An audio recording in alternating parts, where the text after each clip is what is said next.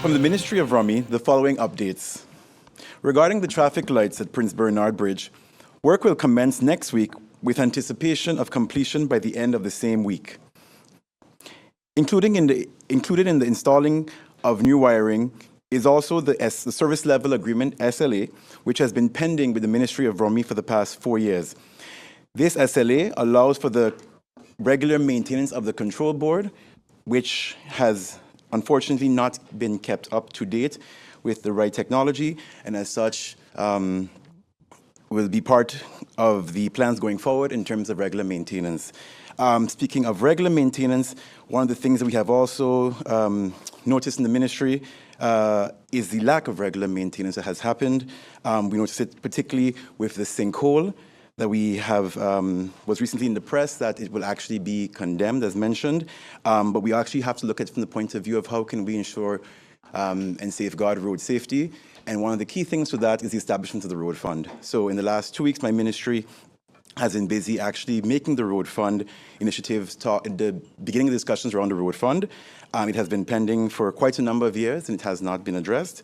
And secondly, with the regards the issues of Cahill, the road work has happened that now allows that the water is no longer a threat. Whatever water is there today, of course, like many other roads in St. Martin, is because lack of drainage. That goes part and parcel to our infrastructure projects. And please be aware that that too has been addressed and was first brought to the government on April 16th. So we have addressed it now in the last couple of days. From the Ministry of Rummy as well, very quickly, the Great Bay Channel will be opened today to reduce, of course, the risk of flooding in the Phillipsburg area. As such, swimming in the area of the channel is not advised. From the Ministry of General Affairs, the following updates. St. Martin has recently joined the Caribbean Disaster Emergency Management Agency, CEDEMA. The organization is a regional agency for disaster management and affiliated with CARICOM. The objective of joining is to enhance technical capacity for the country. As the Minister of Rummy, we are in the midst of hurricane season. Just last week, you saw what happened to our Caribbean brothers and sisters with Beryl and flooding whatsoever, on all of the things that came with it. What exactly is being done with the trench cleaning? When is going to start? And can you tell us, give us some update on the court case with the contractor that took government to court? And I'm speaking specifically about the trench cleaning in this case. Yep, perfect. Thank you, Bibi, for the question. Indeed, the trench cleaning has had my attention since coming into the office. I want to set forth the following facts. The trench cleaning was tendered 2 years ago.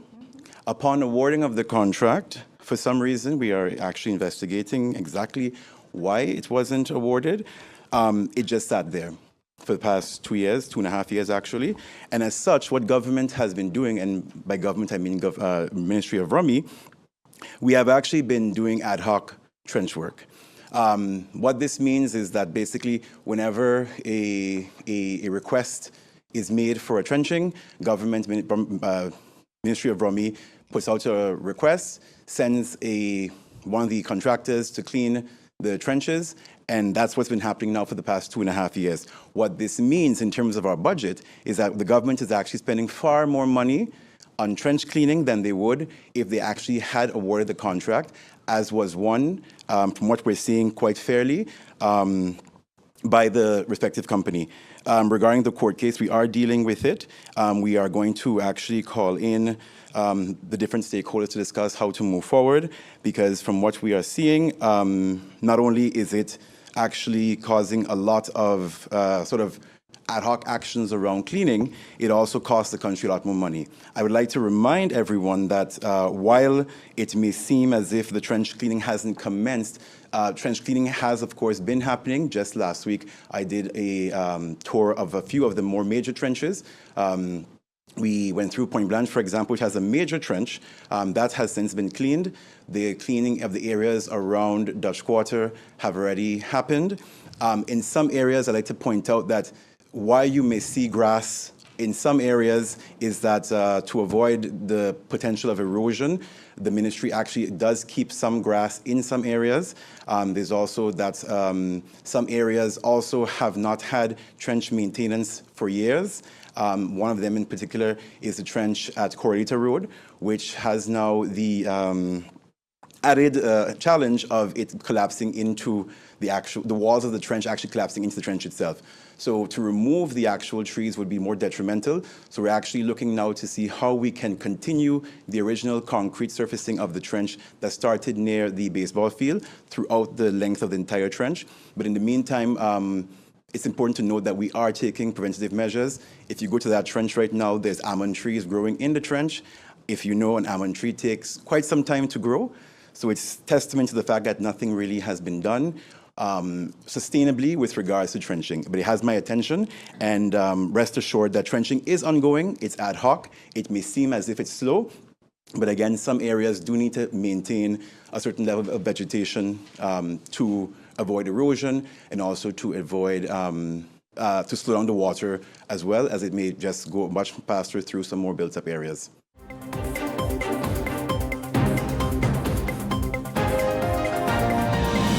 The Court of Guardianship would like to remind the public of St. Martin of some key steps to prepare your child for this hurricane season. This includes talking to your children about what might happen in case of a storm, talking to your children about what they can expect and listening to their concerns, stocking up on any supplies your children may need, such as formula milk and medication. If you are considering going to a shelter, pack snacks and entertainment for your children along with other necessities while staying at the shelter. In the aftermath of a disaster, parents or legal guardians might consider evacuating their children to another island.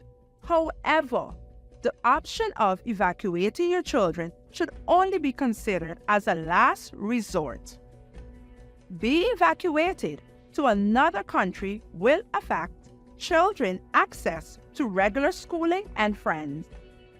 Dangers of evacuating your children without being accompanied by parents may include abuse and neglect.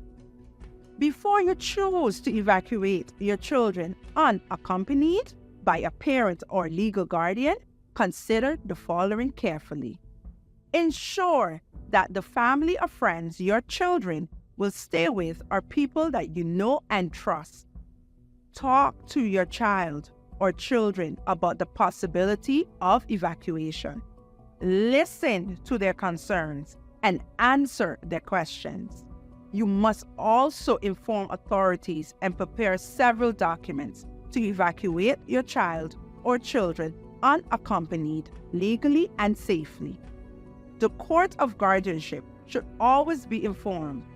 They can help guide you and inform the relevant authorities in the country your children are being evacuated to. Parents or legal guardians are required to sign travel consent forms to allow their children to travel without them present. These forms need to be presented at the border control before departure. Once your children are evacuated or returned, make sure to keep the Court of Guardianship up to date. Regularly check in with your children to see how they are doing and feeling during the evacuation period. For more information, please contact the Court of Guardianship at 542-4110 or email us at report2cog@stmartingov.org.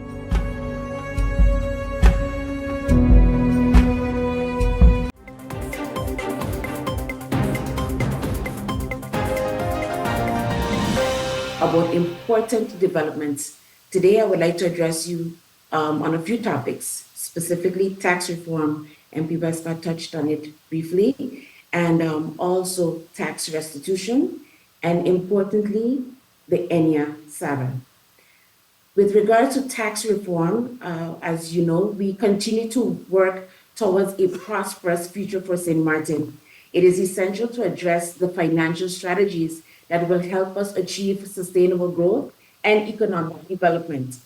As I have stated previously, we need to increase our country's revenue through various means. This includes, at the minimum, implementing a tourist tax, something Minister Tiat and I will definitely be having discussions about this week, and increasing the lodging tax.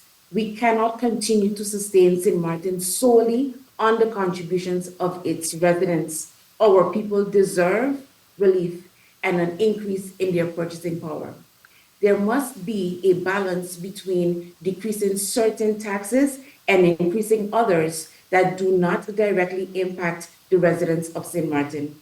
My primary focus will be on decreasing the wage tax, as it is essential to enhance the purchasing power of our residents. Additionally, I propose that AOV, the General Old Age Pension income, should not be taxed. And let me clarify that. This is often insufficient to cover expenses, leading many elderly individuals to seek additional income, which then becomes taxable. We need to ensure that AOV is viewed as assistance and therefore never taxed. Thirdly, the profit tax must be reduced as it is currently too high compared to other countries.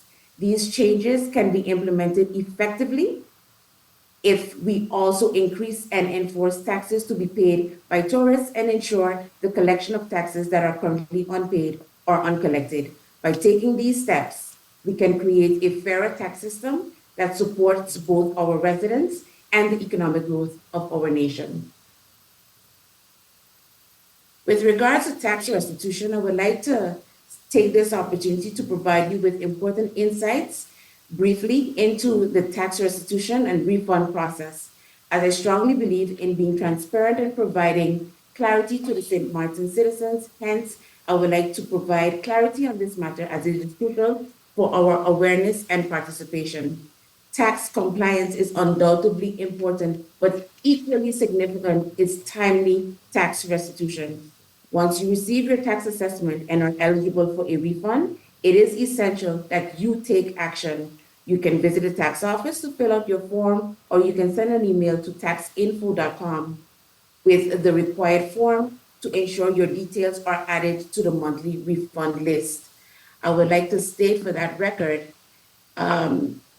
in an effort to provide relief to St. Martin residents, I am pleased to announce that during the month of July, individuals on the July and August refund list will receive their payments in the week of July 15th. It is important that everyone who is entitled to a refund takes the necessary steps to ensure they receive it without delay. I will go more into the tax tax restitution in a follow-up press conference, because there is a procedure and I need the residents of St. Martin to be aware of said procedure.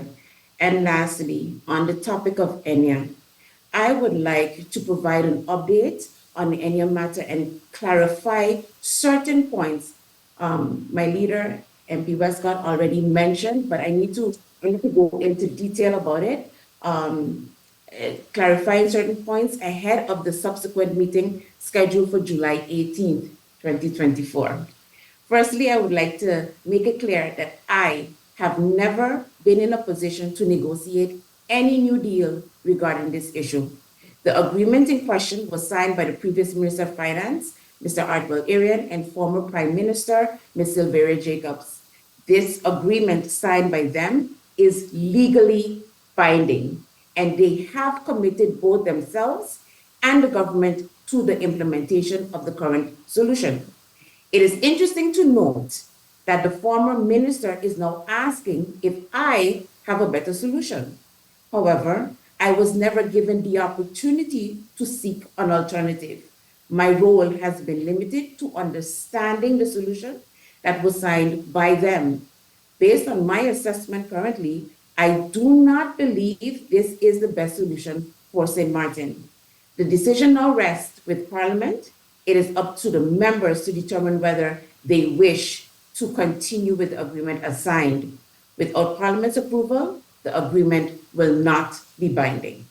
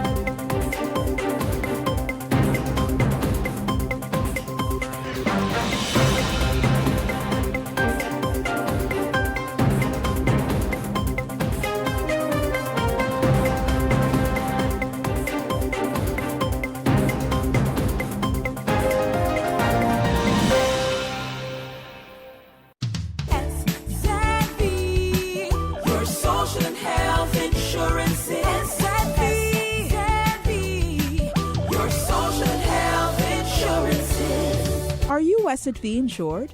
Do you have a valid medical insurance status? SXV is cardless. Request your My SXV account today and enter the virtual office of SXV.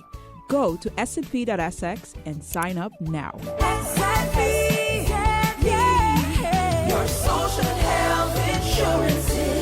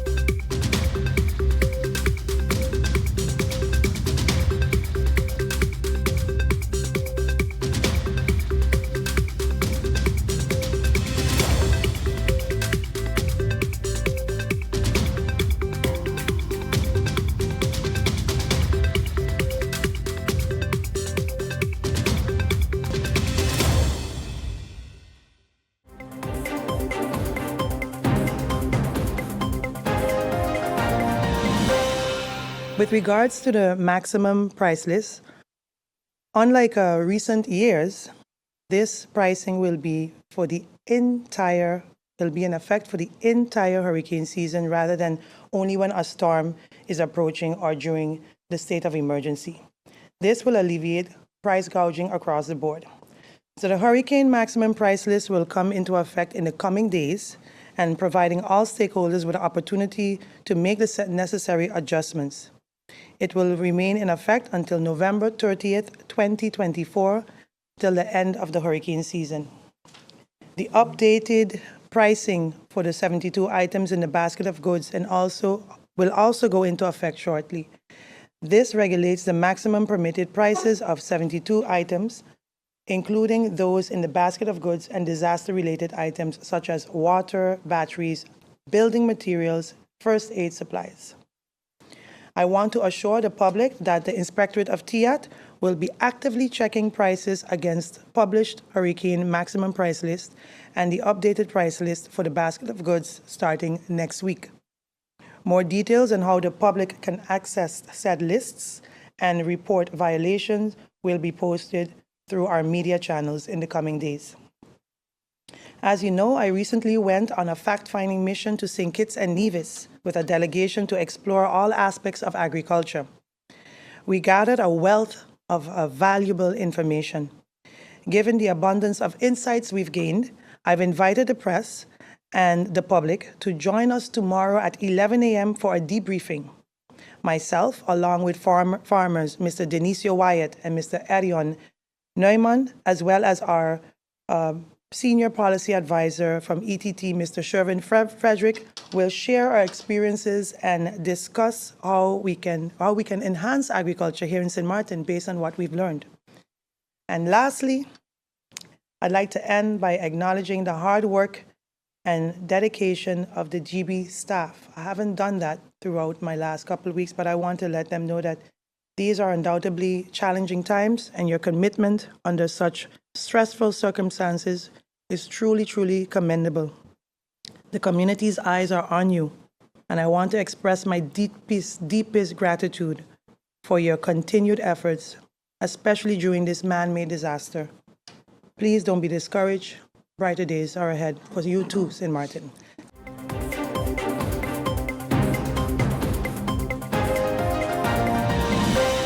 I have watched, I have listened today, and I have heard political gimmicks, political rhetoric.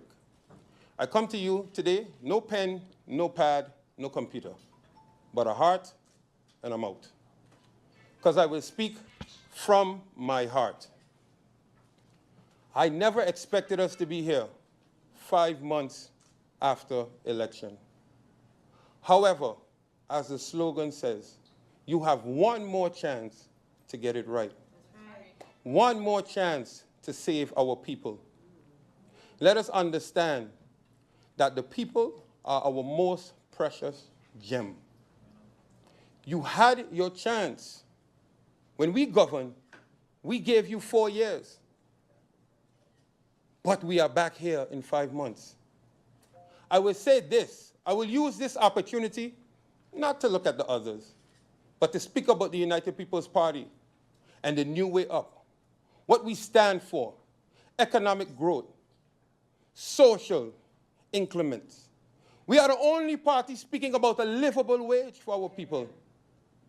Despite what they may say, we were the only party in 5, 6, 7, 8 years to touch the pension, to touch the minimum wage. And we will continue to work for each and every one of you, St. Martin. It will not be an easy route, but we are prepared to take it. Many have counted us out. Many have said, we won't be here today. But I say to you, look at the Tribune and look at the streets. The United People's Party is here to stay. Yes, sir.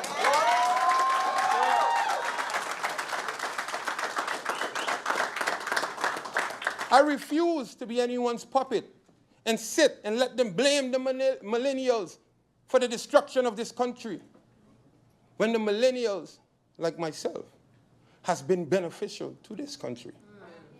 The GEBE, the TELEM, the airport, the slanders, the misappropriation of funds were way before I thought of being a politician. Yes, don't think the people have short memories.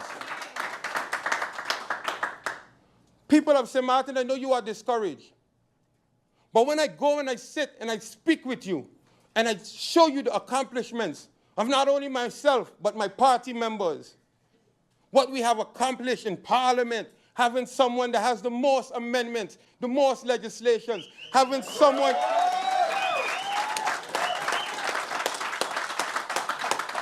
having someone that held down 2 portfolios. There are people who can't even do 1 ministry right, and I did both of them. Not to mention earning the name Minister of Everything. So, St. Martin, I say to you on August 9th, join us. 19th, I want to come sooner. I'm so ready, I want to come sooner. On August 19th, this is the new way up, and you have one more chance to get it right. Thank you.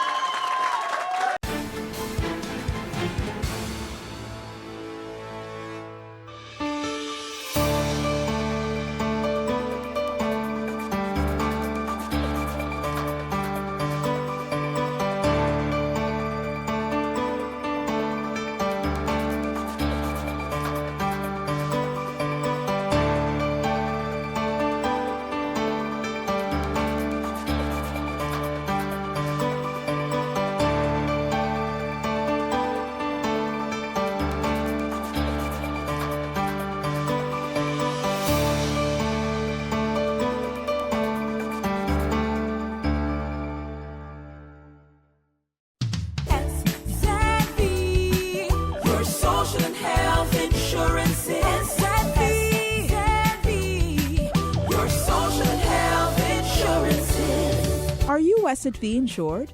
Do you have a valid medical insurance status?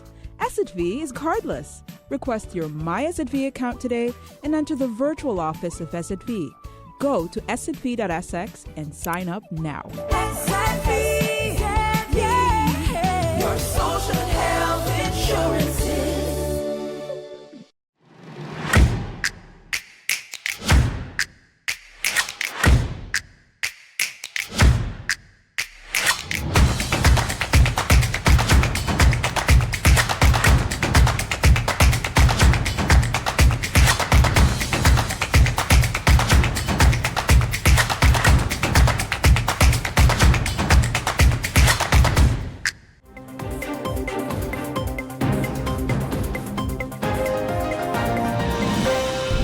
Residents across St. Elizabeth are still reeling from the impact of Hurricane Beryl. The hurricane has left a trail of devastation from Hall Valley to Great Bay. In Great Bay, a popular fishing village, residents say it will take a long time to recover. We're going to have it hard. A couple of the fishermen have their traps set already. Because we catch it early part of the lobster season.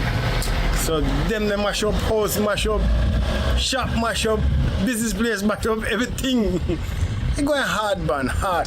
Some people mightn't get back for no.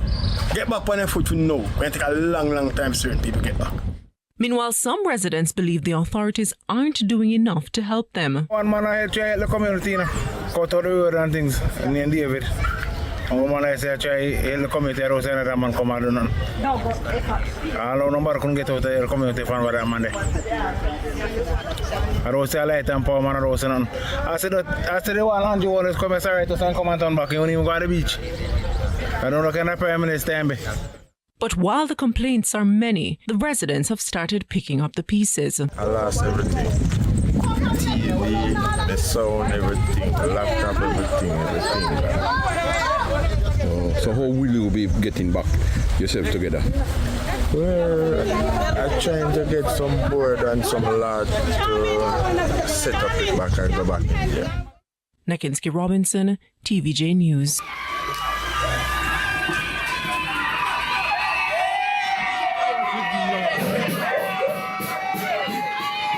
Jubilation in the streets of Greater Portmore.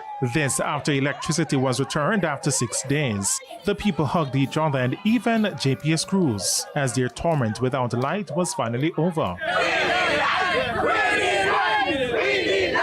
Hours before, however, they took to the streets to vent their frustration. They say they had to discard pounds of meat and even medication, reaching thousands of dollars. But while the issue has been a long-standing one of infrequent power supply, it was compounded by the passage of Hurricane Beryl. Imagine our transformer burst even before the hurricane hit, and it's numerous calls to JPS and it's pure runaround.